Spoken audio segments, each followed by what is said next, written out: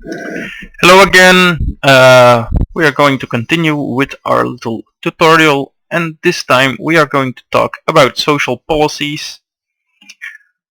As I say very often, these are the lifeblood of your empire. They make sure that everything that uh, happens, or well, they are your passive bonuses. They make your empire function the way it functions. So how do you acquire them? You get them because of culture. Um, every time you get one, your culture drops by the amount required to buy it, and the next one costs you a little bit more. There is no set increase. It's approximately 10% in the later areas of the game, a bit more early on, but I have made a spreadsheet of it and there is not really a clear line to draw in it. Social policy cost increases not only as you get more, but it increases by a few percent, I believe 10 for each city you found beyond the first. That means it also counts for cities you annex, but not for cities you puppet. So when you conquer a city, you can choose to either puppet it, which means it becomes a slave city.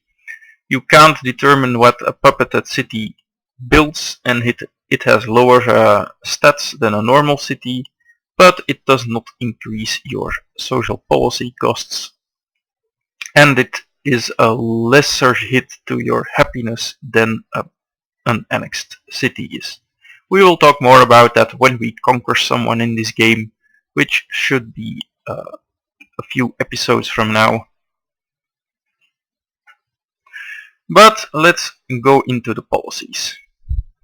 So as you can see, early on there are 4 trees available. Tradition, which is meant for small empires with few cities but built very tall, so big size cities. Liberty, which is good for having a lot of cities.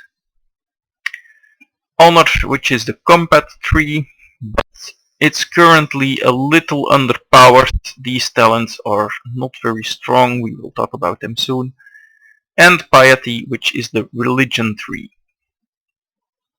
As you progress through the game, you will get more trees available. Patronage and aesthetics in the classical era. Patronage is about city-states. Aesthetics is about culture. In the medieval era you get commerce and exploration. Commerce is obviously about generating wealth, and exploration is all about naval and coastal stuff. So you can get great admirals, improve your coastal cities. And finally, in the Renaissance, you will get access to rationalism, the science tree, perhaps the strongest tree in the game, and the most universally acquired one. I think it's very easy to go either liberty or tradition, even piety, get some in here or there or there or there, but eventually almost every game I play I end up with at least a few points in rationalism, because as we said last time, science is really what everything is connected to, and getting a free bonus to it, well, that just can't be wrong. After these, in the industrial era, you can always also choose an ideology. We will talk about that in a much later video. Ideologies are order, which is communism, autocracy, which is the fascism side of things, and freedom, which is the democratic side of things. Each of those ideologies has a lot of different policies that you can acquire, and we will need to go into that in depth later on.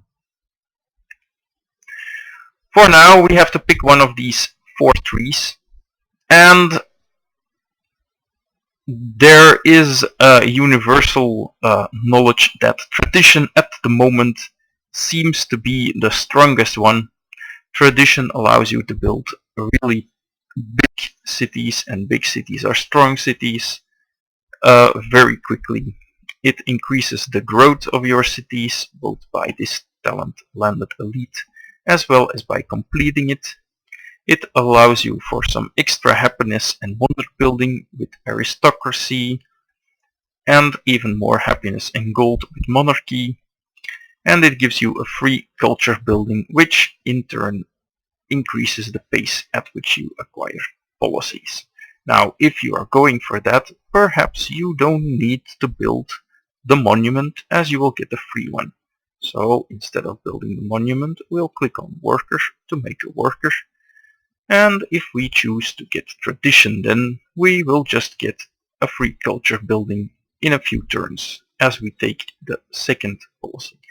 So opening them gives you an ability. Then if you go through all the 5 talents, you get a bonus ability for completing the 3. The bonus abilities are usually reasonably strong, which means that completing a 3 gives you just an added bonus. It's usually as if you take 2 talents instead of just 1. As said, tradition allows you to go very tall reasonably quickly. It gives you everything you want for a small empire. Liberty provides you with, most importantly, a free settler and a free worker. So you have early on assets that you do not need to build, as well as some extra production and happiness depending on the size of your empire, as long as it is connected to your capital. Finally, representation allows you to get social policies faster by reducing the extra cost added by founding more cities. So that's going to be nullifying a bit of the penalty you get. When you complete Liberty, you get a free person of your choice. Usually this will be a great engineer, as we talked about in one of the earlier videos. You can use that to get a wonder of your choice, which is very good. Sometimes you will take a great scientist to speed up your research a bit, and other times maybe you take a great prophet to religion or improve it. That's an alternative way to getting a religion than piety, and it also works. And the other great persons are of less importance. Usually it's one of those 3. Honor improved your abilities to do battle. It shows you the barbarian camps, gives you faster great generals, more experience, a bit of combat bonus, a bit of happiness, but this is a really poor talent, and a small upgrade that allows you to get military upgrades for your units a little cheaper. If you complete it, you get gold for every unit killed. At the moment, this is very poor, as the bonuses are absolutely minimal. You can get a great general pretty fast as you are doing combat, so that doesn't help. The 15% combat bonus is almost insignificant. If you look at this, it has 11 strength, so it will go to 12 strength. That's not going to matter much, and it doesn't stack well with unit levels. We will get into those later on as we discuss combat.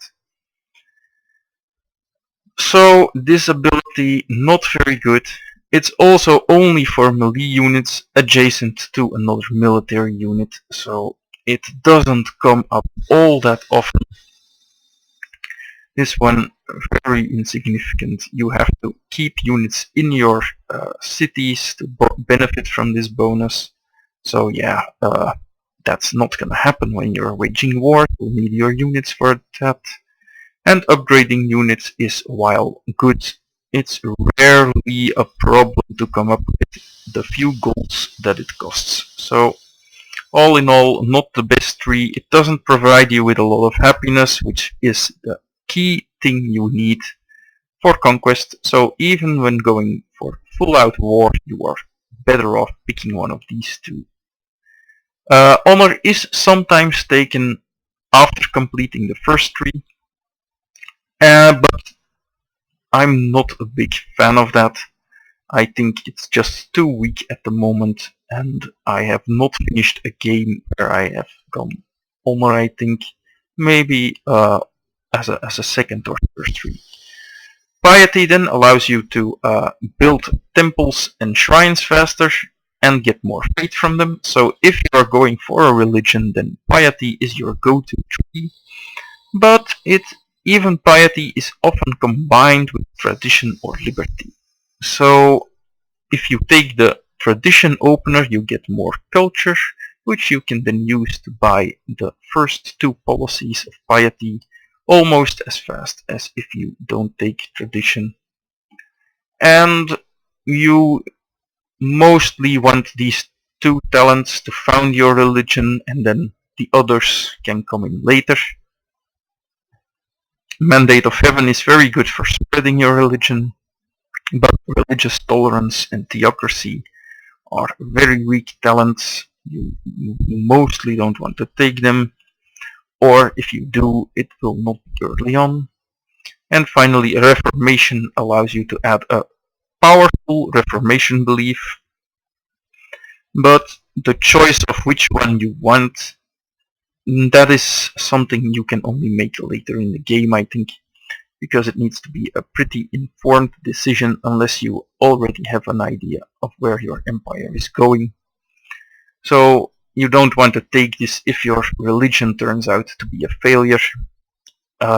So going open into organized religion, this is well enough to found your religion, and if you are happy with it, you can then take Mandate of Heaven a bit later.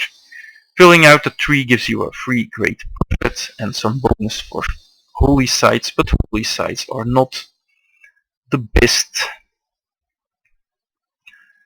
I would strongly recommend keeping it at these 3, and if you want the others, do it much later in the game. These 3 are all that you need to build a very powerful religion. And then combine it with tradition or liberty. Now later on, patronage. This tree allows you to improve your city-state allies.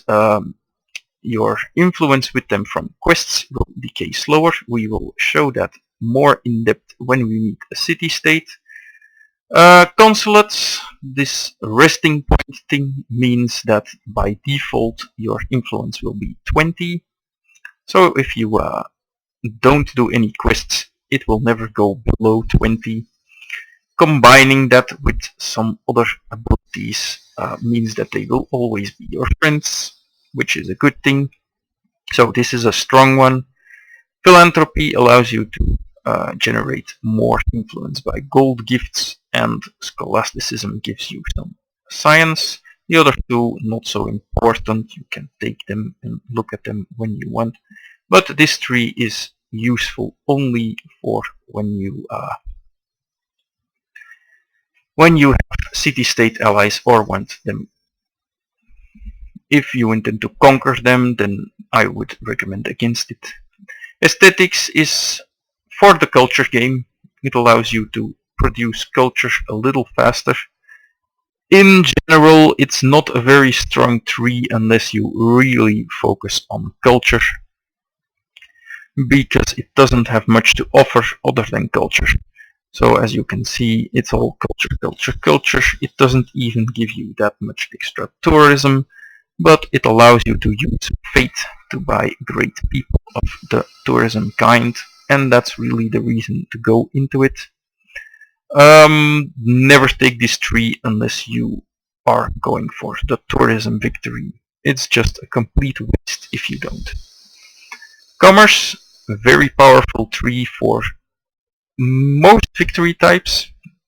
I would strongly recommend it when you are going for warfare, as it gives you benefits for the wide empire in the form of trade unions.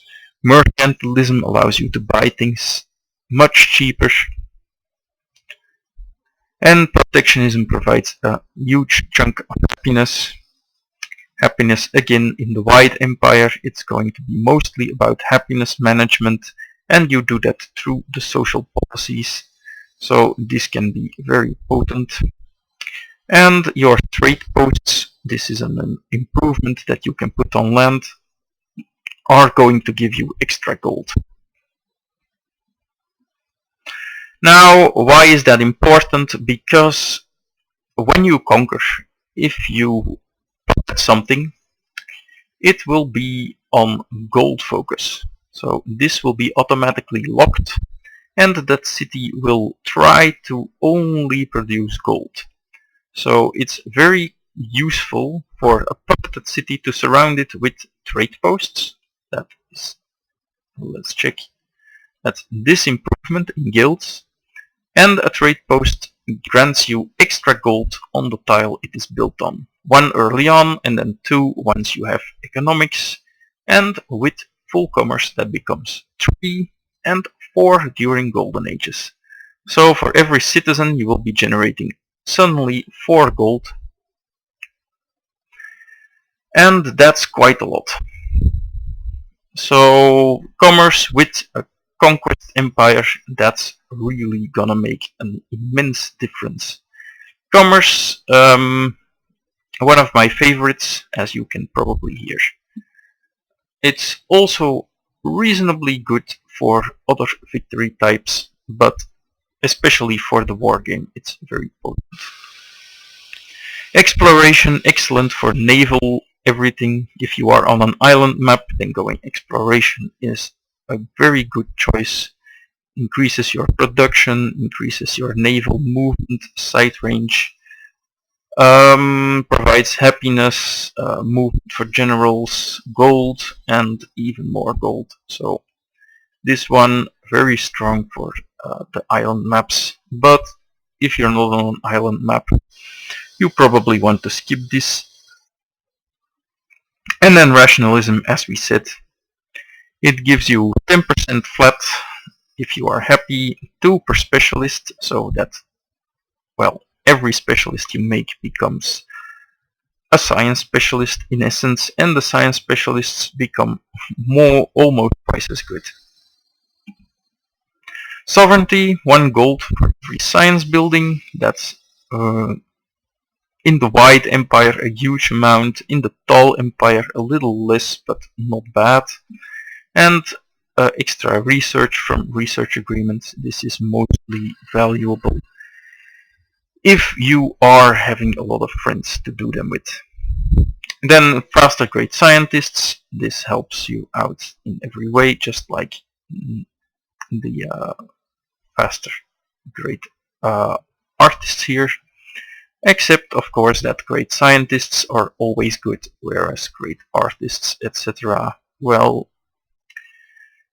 they're not bad, but their application is limited. And finally, 17% extra science from universities and +1 from trading posts.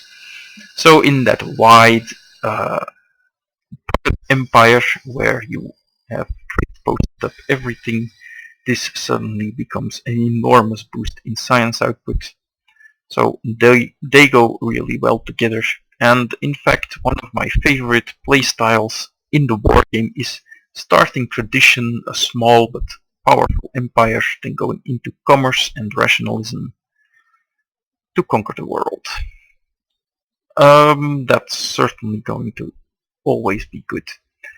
Rationalism, as I said, you almost always will want to take at least a few points in here, because it's just so very good, especially these 2 first ones. They provide a massive boost to your science output. It can go from 500 to say 700 with just these 2 talents. So that's really great. Every social policy tree also allows you to build a specific wonder. You need tradition to unlock the Hanging Gardens. This is balanced because tradition is the strongest tree, but the wonder attached is one of the weakest. The Hanging Gardens will provide you with 6 food,